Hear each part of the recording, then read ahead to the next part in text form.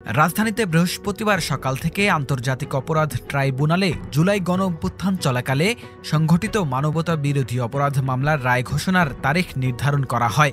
এই মামলায় ক্ষমতাচ্যুত প্রধানমন্ত্রী শেখ হাসিনা সহ ৩ জন আসামি রয়েছেন। ওয়ালটন এখন দেশের সীমানা পেরিয়ে পৌঁছে গিয়েছে ৫০টিরও বেশি দেশে। ওয়ালটন, ঘরে ঘরে, বিশ্বজুড়ে।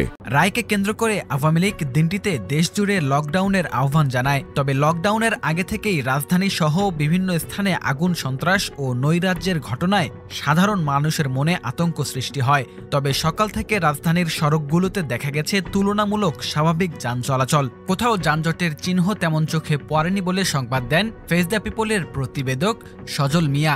পথচারীদের অনেকে বলেন, আমরা আওয়ামী লীগের লকডাউন মানি না, জীবিকা নির্বাহের জন্যই বের হয়েছি। আওয়ামী লীগের লকডাউনকে মানে আর ওই লোক খুনি আর ওই লোক পেসিসের লকডাউন, এটা আপাতত কোন গ্রহণযোগ্য লকডাউন নাই। আমার গরিব কি যে পেটের ভাত, আমরা আর রাস্তায় বের হবো না, আমাকে তো দরকার যে রাস্তায় বের হয় না। আর এগোরকে কিসের লকডাউন? এই লকডাউন কেউ মানে না। অন্যদিকে কিছু পথচারী ও স্থানীয় বাসিন্দারা জানান, কয়েকদিন ধরে লকডাউনকে কেন্দ্র করে দেশজুড়ে যে আগুন, নৈরাজ্যের ঘটনা ঘটছে তাতে তারা আতঙ্কিত। অনেকেই তাই অপ্রয়োজনে বাইরে বের হচ্ছেন না। লকডাউনটা সবার ভিতরে একটা আতঙ্ক আছে, মানুষ তো অনেকটাই আতঙ্ক আছে, ভয় আছে যে এখানে কোনো গাড়ি ঘোড়া নাই। আমরা এখানেই আসছিলাম, হয়তো বাইরে কথা বলতে পারতেছি না। এই জায়গায় দেখতেছি অনেকটাই মানতেছে সবাই। এখানে যে আপনার এরকম তো পরিবেশটা থাকে না সব সময়, অল টাইম এখানে জমজমাট থাকে। এখন এই যে অবস্থাটা, সবার ভিতরে একটা ভয় ঢুকে গেছে। রাজধানীর মেট্রো রেলেও সকাল থেকে দেখা গেছে যাত্রীদের স্বাভাবিক চলাচল। একইভাবে বিভিন্ন শপিং মল, মার্কেট ও বাজারেও লকডাউনের কোনো প্রভাব পড়েনি। মানুষ স্বাভাবিকভাবে কেনাকাটা করেছেন এবং দৈনন্দিন কাজে ব্যস্ত সময় পার করেছেন। লকডাউনের নামে আওয়ামী ফ্যাসিবাদের নাশকতার খবরে দেশজুড়ে নড়ে চড়ে বসে জুলাই আন্দোলনের পক্ষের সকল শক্তি।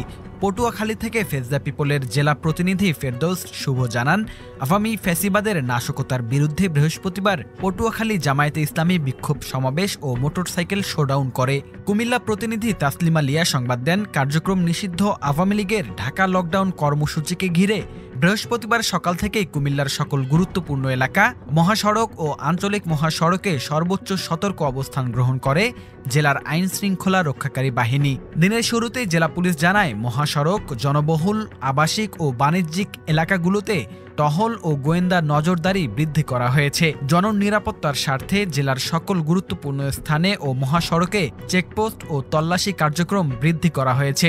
যে কোনো ধরনের অপ্রীতিকর ঘটনা সামাল দিতে জেলা পুলিশ সব ধরনের প্রস্তুতি নিয়েছিল।